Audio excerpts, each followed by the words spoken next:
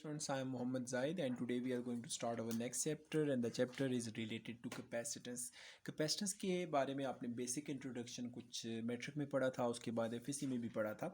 कुछ थोड़ा सा बेसिक्स को रिवाइज करके अब हम लोग अपने टॉपिक की तरफ आएंगे कि कैपेसिटर को हम किस तरह से डिस्कस कर सकते हैं, प्रैक्टिकली हमारे लिए किस तरह से फ़ायदेमंद होता है और कहाँ कहाँ पे इसको अप्लाई किया जा सकता है। तो फर्स्ट ऑफ ऑल हम ये देखना चाहते हैं कि कैपेसिटर है क्या। हम ये कहते हैं एक ऐसी डिवाइस जो कि चार्ज स्टोर करने के लिए यूज़ की जाती है, that is known as capacitor. So we say that a device used to store electric charge is called capacitor. अब अगर हम लोग बात करें कि इलेक्ट्रिक चार्ज स्टोर हो रहा है कैपेसिटर के अंदर, तो हमारे माइंड में एकदम क्वेश्चन आता है कि बैटरी का फंक्शन भी तो वही है, बैटरी भी तो चार्ज स्टोर करती है। सो कैपेसिटर और बैटरी में फ़र्क क्या होगा। नॉर्मली दोनों का फंक्शन चार्ज स्टोरेज होता है, लेकिन जब आप लॉन्गर इंटरवल ऑफ टाइम के लिए चार्ज स्टोर करना चाह रहे हैं उसके लिए आप बैटरी यूज़ करते हैं। और उसके अलावा जब आप शॉर्टर इंटरवल्स ऑफ टाइम के लिए स्टोर करना चाह रहे हैं चार्ज, वहाँ पे आपके पास कैपेसिटर यूज़ किया जाता है। इसकी एग्जांपल आप ऐसे समझ लें कि आपके पास नॉर्मल जो डिजिटल कैमराज होते हैं उसमें फ़ोटो बनाते वक्त जो फ्लैश बनती है, अब बैटरी के पास एनर्जी तो स्टोर्ड है लेकिन बैटरी इतना लार्ज अमाउंट ऑफ चार्ज एकदम इंजेक्ट नहीं कर सकती जो लाइट स्पार्क के लिए यूज़ हो, तो वहाँ भी कैपेसिटर यूज़ होता है। कैपेसिटर क्या करेगा, चार्ज को स्टोर करेगा और एकदम डिस्चार्ज करेगा, जिससे वहाँ पे फ्लैश ऑफ लाइट प्रोड्यूस होती है। अब इसके अलावा एक और आपको बड़ी इंटरेस्टिंग और यूज़फुल एप्लीकेशन होती है। आप ये कहते हैं जब कभी भी आप अल्टरनेटिंग करंट को कन्वर्ट करते थे डायरेक्ट करंट में, इलेक्ट्रॉनिक्स में आपने ये पढ़ा था, वहाँ पे आप हाफ वेव और फुल वेव रेक्टिफिकेशन यूज़ करते थे। अब जब रेक्टिफिकेशन के बाद आपने इलेक्ट्रिक करंट प्रोड्यूस किया या इलेक्ट्रिक वोल्टेज प्रोड्यूस की, तो उसका जो ग्राफ बनता था या जो कर्व्स बनते थे वो आपके पास पल्सेटिंग डीसी की फॉर्म में आता था, लाइक वो स्मूथ नहीं होता था जिसमें फ्लक्चुएशंस थे। अब आप अगर फ्लक्चुएशन से बचना चाहते हैं तो वहाँ पे आप स्मूथिंग कैपेसिटर लगा दें। जैसे ही करंट या वोल्टेज एक ख़ास लेवल से ज़्यादा जाएगी आपका कैपेसिटर जो है वो चार्ज हो जाएगा, और जैसे ही वो वोल्टेज या करंट एक ख़ास लेवल से नीचे चली जाएगी वो उसको डिस्चार्ज कर देगा। So during the process of charging and discharging वो एक स्मूथ अमाउंट ऑफ करंट आपको प्रोड्यूस करेगा। सो पल्सेटिंग डीसी को स्मूथ डीसी में कन्वर्ट करने के लिए भी आप कैपेसिटर यूज़ करते हैं। इसके अलावा ऑलमोस्ट आपकी हर प्रैक्टिकल डिवाइस में किसी न किसी फॉर्म में कैपेसिटर यूज़ होता है। अब फर्स्ट ऑफ ऑल हम ये देखना चाहेंगे कैपेसिटर सिंपली फंक्शन कैसे करता है, कैसे वर्कआउट करता है। तो उसके लिए जो सबसे आसान और जो सबसे सिंपल कैपेसिटर होता है इसको हम लोग पैरेलल प्लेट कैपेसिटर का नाम दे देते हैं। पैरेलल प्लेट कैपेसिटर क्या है, एज्यूम करें ये मेरे पास एक प्लेट है, लेट से ये कोई भी मेटल प्लेट हो सकती है, प्लेट नंबर 1 का नाम दे दें। अब इसके सराउंडिंग्स में इधर एक और प्लेट पड़ी हुई है, लेट से इसे मैं प्लेट नंबर 2 कह देता हूँ। ये आ गई हमारे पास। अब ये जो दोनों प्लेट्स मौजूद हैं, इन दोनों प्लेट्स की प्रॉपर्टीज़ ये हैं कि ये दोनों की दोनों कंडक्टिंग है। अब इन कंडक्टिंग प्लेट्स को आप कनेक्ट कर देते हैं विद सम बैटरी। लेट से यहाँ से मैं कनेक्शन मुकम्मल करता हूँ, इधर जाके यहाँ पे मैं एक बैटरी कनेक्ट कर देता हूँ जिसका एक टर्मिनल लेट से पॉजिटिव हो गया, एक टर्मिनल नेगेटिव, और यहाँ पे मैं अपने लिए एक आसानी के लिए स्विच लगा देता हूँ और उसके बाद दूसरे एंड को मैं जाके कनेक्ट कर देता हूँ प्लेट के इस एंड के साथ। तो हुआ क्या, आपके पास बैटरी का ये नेगेटिव टर्मिनल है, ये बैटरी का पॉजिटिव टर्मिनल है, ये प्लेट्स ऑफ द कैपेसिटर है और ये मेरे पास की है। जैसे ही की को मैं इसके साथ कनेक्ट करूँगा स्विच ऑन होगा, सर्किट आपका क्लोज हो जाएगा, तो करंट फ्लो स्टार्ट हो जाएगा। अब ज़रा देखें यहाँ पे ये बीच में जो स्पेस अवेलेबल है ये सारे का सारा आपके पास इंसुलेटिंग है, लाइक यहाँ से कोई भी करंट फ्लो नहीं कर सकता। ये बीच में कोई डाइलेक्ट्रिक भी हो सकता है, वैक्यूम भी हो सकता है, एयर भी एग्जिस्ट कर सकती है। जैसे ही आपने इसको स्विच ऑन किया तो बैटरी का ये वाला टर्मिनल पॉजिटिवली कनेक्ट उसके साथ कनेक्टेड है प्लेट के साथ, और ये वाली नेगेटिव प्लेट जो है, ये negative terminal of the battery जो है वो दूसरी प्लेट के साथ कनेक्टेड है। अब होगा क्या, यहाँ से पॉजिटिव टर्मिनल की वजह से आपका ये जो कंडक्टर है इससे इलेक्ट्रॉन्स फ्लो करके आना शुरू हो जाएंगे इधर। सो यहाँ पे आपके पास पॉजिटिव चार्ज बिल्डअप होना शुरू हो जाएगा एक प्लेट पे। अब अगर आप दूसरे एंड पे देखें तो जब ये नेगेटिव टर्मिनल के साथ कनेक्ट किया तो इधर आपका नेगेटिव चार्ज बिल्डअप होना शुरू हो जाएगा ऑन दी अदर प्लेट। तो हुआ क्या, जैसे ही हमने बैटरी के साथ दोनों प्लेट्स ऑफ कैपेसिटर को कनेक्ट किया, वो आपस में उनके दरमियान गैप था और किसी किस्म का कंडक्टिंग मटेरियल एग्जिस्ट नहीं कर रहा था, बीच में डाई इलेक्ट्रिक था या लेट से वैक्यूम थी। सो एक प्लेट के ऊपर पॉजिटिव चार्ज बिल्डअप हो गया, एक प्लेट के ऊपर नेगेटिव चार्ज बिल्डअप हो गया। जो इस प्लेट के ऊपर चार्ज बिल्डअप हुआ है, लेट से मैं इसे क्यू प्लस कह दूँ। जो दूसरी प्लेट पे चार्ज बिल्डअप हुआ है, लेट से इसे मैं क्यू माइनस कह दूँ। जो दोनों प्लेट्स के दरमियान जो पोटेंशियल डिफरेंस बिल्डअप हो गया है, ये वाला, इसे मैं वी का नाम दे देता हूँ। लाइक ये इसकी वोल्टेज आ गई है। अब उसके बाद अगर आप देखें तो जो किसी भी कैपेसिटर की मैक्सिमम कैपेसिटी होगी, जो गुंजाइश होगी कि वो जहाँ पे आपके पॉजिटिव और नेगेटिव चार्जेस को स्टोर कर सके, उसको हम सी का नाम दे देते हैं। And C is basically capacitance of the capacitor. Sure सी बात है, ये जो कैपेसिटेंस ऑफ द कैपेसिटर होगी, ये किसी खास कैपेसिटर के लिए खास कंडीशंस में कांस्टेंट होगी। जो चार्ज एक प्लेट के ऊपर बिल्डअप हो रहा है उसको मैं पॉजिटिव चार्ज का नाम दे रहा हूँ, जो नेगेटिव प्लेट पे बिल्डअप हो रहा है उसको मैं नेगेटिव चार्ज का नाम दे रहा हूँ, और जो potential difference between the plates buildup हो रहा है उसको मैं वी का नाम दे रहा हूँ। अब अगर आप देखें तो इनिशियली बैटरी की वोल्टेज ज़्यादा थी, लेट से मैक्सिमम थी, और यहाँ पे इन दोनों के दरमियान जो पोटेंशियल डिफरेंस बिल्डअप हुआ था वो बहुत कम था, या लेट से इनिशियली ज़ीरो था। अब जैसे ही आप इसको चार्ज करना शुरू हो जाते हैं तो स्टार्ट में चार्जिंग प्रोसेस बड़ा फास्ट होता है, क्योंकि यहाँ पे आपका हाई पोटेंशियल था, इधर लो पोटेंशियल था। आहिस्ता आहिस्ता इधर पोटेंशियल डिफरेंस बिल्डअप होना शुरू हो जाएगा। सो जितना पोटेंशियल डिफरेंस ज़्यादा हो जाएगा, इसका मतलब है इसके और इसके पोटेंशियल में गैप कम होना शुरू हो जाएगा, और जितना गैप कम होगा वहाँ पे आपका चार्जिंग प्रोसेस स्लो हो जाएगा। एक वक्त ऐसा आएगा कि बैटरी का पोटेंशियल डिफरेंस और इन प्लेट्स के दरमियान पोटेंशियल डिफरेंस जो है वो बराबर हो जाएंगे। सो इसका मतलब है आपका ये और ये इक्व पोटेंशियल बन गए। सो इक्व पोटेंशियल सर्फेसिस जब भी होते हैं तो वहाँ पे करंट फ्लो स्टॉप हो जाता है। तो उस वक्त हम कहते हैं आपका कैपेसिटर जो है वो फुल्ली चार्ज हो जाता है।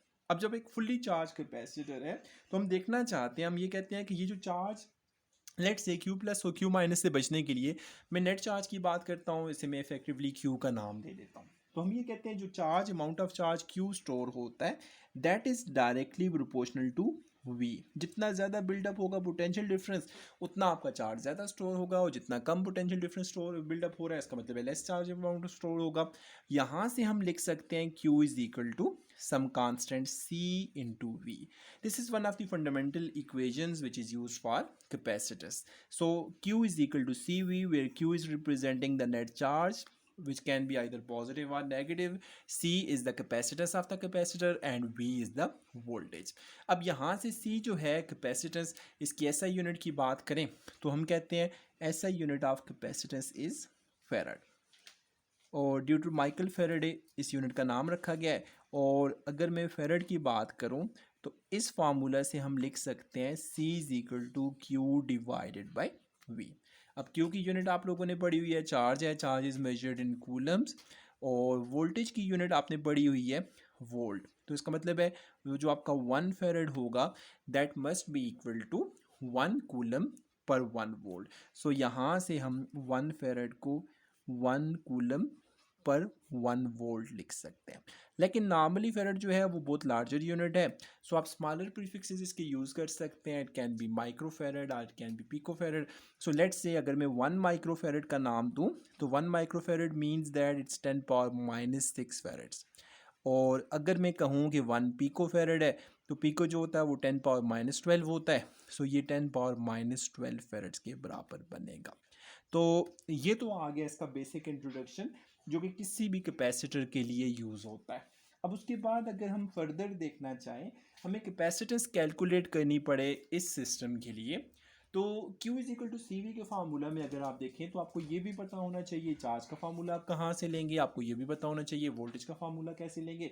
सो फर्स्ट ऑफ ऑल हम लोग इलेक्ट्रिक फील्ड कैलकुलेट करने की कोशिश करते हैं कि इलेक्ट्रिक फील्ड फॉर कैपेसिटर्स कैसे फाइंड किया जाएगा। सो किसी भी कैपेसिटर के लिए अगर हमें इलेक्ट्रिक फील्ड फाइंड करना तो हमारे पास नेक्स्ट रेटिंग आ जाएगी calculating electric field.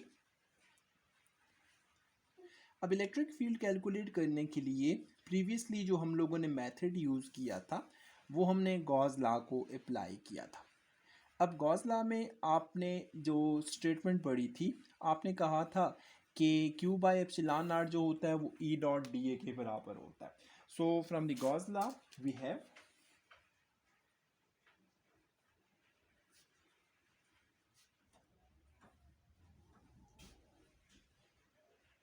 Gauss law की जो स्टेटमेंट हमने पढ़ी थी, हमने कहा था कि epsilon not times close integral for E dot D A that is equal to, it can be written as Q. अब यहाँ से अगर हम इसको देखना चाहें, हम एज्यूम करते हैं कि ई और डी ए के दरमियान जो एंगल है वो 0 डिग्री हो, तो इसका मतलब है हम इस फार्मूला को स्पेशल केस में हम कुछ इस तरह से लिख सकते हैं कि जो आपका ई जो है वो कांस्टेंट है, लेट्स से मैं उसे ई का नाम दे दूं, और जो आपका डी ए जो है वो मैक्सिमम एरिया जो है, लेट्स से मैं उसे ए का नाम दे दूं, that must be equal to Q. तो इसका मतलब ये हुआ, जब कभी भी आपको चार्ज की वैल्यू चाहिए होगी इन केस ऑफ कैपेसिटर्स, तो आप इसको यूज़ कर सकते हैं Q equals to epsilon not times E into A, और ये आप फार्मूला यूज़ करते हैं इलेक्ट्रिक फील्ड की मदद से चार्ज फाइंड करने का, वेयर इसमें E जो है वो इलेक्ट्रिक फील्ड को रिप्रेजेंट कर रहा है, एप्सिलॉन नॉट जो है वो परमिटिविटी ऑफ फ्री स्पेस है जिसकी वैल्यू 8.85 इंटू 10⁻12 कूलम स्क्वायर पर न्यूटन मीटर स्क्वायर होती है। अब उसके बाद सेकेंडली हमें पोटेंशियल डिफरेंस भी चाहिए होगा in case of capacitor, so calculating potential difference, ज़रा ये देखते हैं, ये भी ऑलरेडी हम पिछले चैप्टर में पढ़ के आए थे। तो जब हम बात करेंगे कि पोटेंशियल डिफरेंस कैलकुलेट करना है, तो उसके लिए जो हमने लास्ट टॉपिक में पढ़ा था, हमने ये कहा था कि अगर हमारे पास पोटेंशियल डिफरेंस अवेलेबल हो तो उसे हम हाई पोटेंशियल, लेट्स से मैं वी एफ का नाम दे देता हूँ, जो लो पोटेंशियल है मैं उसको वी आई का नाम दे देता हूँ। So difference in potential can be written as V F minus V I, and that must be equal to closed integral sorry simply integral for E dot D S. ये हमने इलेक्ट्रिक फील्ड की मदद से electric potential formula find करने के लिए कुछ इस फॉर्म में इसको यूज़ किया था। और इसकी जो वैल्यूज़ होंगी माइनस साइन आप यूज़ कर सकते हैं, इनिशियल वैल्यू से लेके फाइनल वैल्यूज़ तक आपने इसको इंटीग्रेट करना होता है। अब अगर इसका मैं स्पेशल केस लिखना चाहूँ, let's say initial value of potential difference मेरे पास 0 और final value of potential difference जो है वो लेट्स से उसे मैं v का नाम दे दूँ, लेट कर लेते हैं V I equals to 0 and V F equals to v, या रिवर्स चल जाए, आप कहें वी आई आपके पास जो है वो मैक्सिमम वैल्यू है और जो वी एफ है वो 0 है, तो डिफरेंस इन पोटेंशियल को आप सिंपली लिख सकते हैं v के बराबर।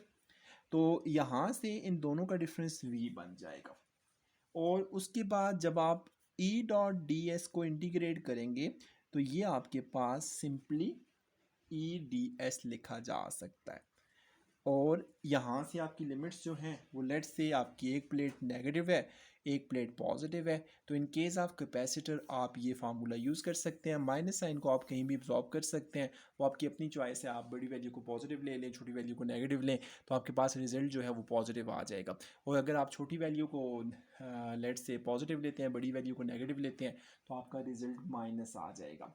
सो यहाँ से हम कंक्लूड ये करते हैं, जब कभी भी हमें कैपेसिटर्स गिवन होंगे, इन केस ऑफ कैपेसिटर्स अगर हमें चार्ज फाइंड करना पड़े तो चार्ज हम फाइंड करेंगे Q is equal to epsilon not E into A, और उसके बाद सेकेंडली जब हम लोग सेकेंड केस में फाइंड करेंगे यहाँ से इलेक्ट्रिक पोटेंशियल, तो इलेक्ट्रिक पोटेंशियल को मैं E डॉट डी एस लिख सकता हूँ, और अगर आप यहाँ से भी इसको इंटीग्रेट करना चाहें तो आप कह सकते हैं कि फ़र्ज़ किया आपकी वैल्यू ऑफ V जो है इन केस ऑफ कैपेसिटर्स, ये हमारे पास एक प्लेट थी, ये मेरे पास दूसरी प्लेट अवेलेबल है, मैंने इसको कनेक्ट कर दिया with the negative terminal of the battery, दूसरे को मैंने कनेक्ट कर दिया with the positive terminal of the battery, यहाँ से लेके यहाँ तक जो वैल्यूज़ हैं वो 0 से लेके d तक है, लेट से इन दोनों के दरमियान गैप जो है उसको मैं d से रिप्रेजेंट कर दूँ, और उसके बाद अगर मैं इसको इंटीग्रेट करना चाहूँ तो इलेक्ट्रिक फील्ड मेरे पास यूनिफॉर्म है, so v equals to D S, and the values from minus to plus कर लें, और ई आपके पास कांस्टेंट है, बाहर आ जाएगा। अब ज़ीरो माइनस पे टर्मिनल पे आपकी वैल्यू 0 है, प्लस टर्मिनल पे डी है, तो इसका मतलब है वी जो होगा वो लिखा जाएगा E into D S, and the limits are from 0 to D, तो 0 से d तक जब आप डी एस को इंटीग्रेट करेंगे तो ये आपके पास s बनेगा, इसकी वैल्यू d माइनस 0 पुट करेंगे तो आपका इलेक्ट्रिक फील्ड जो है, या सॉरी इलेक्ट्रिक पोटेंशियल जो है वो लिखा जा सकता है E into D, sorry it's electric potential. तो ये फार्मूला भी आप यूज़ कर सकते हैं जो कि कैपेसिटर्स के लिए यूज़ होता है।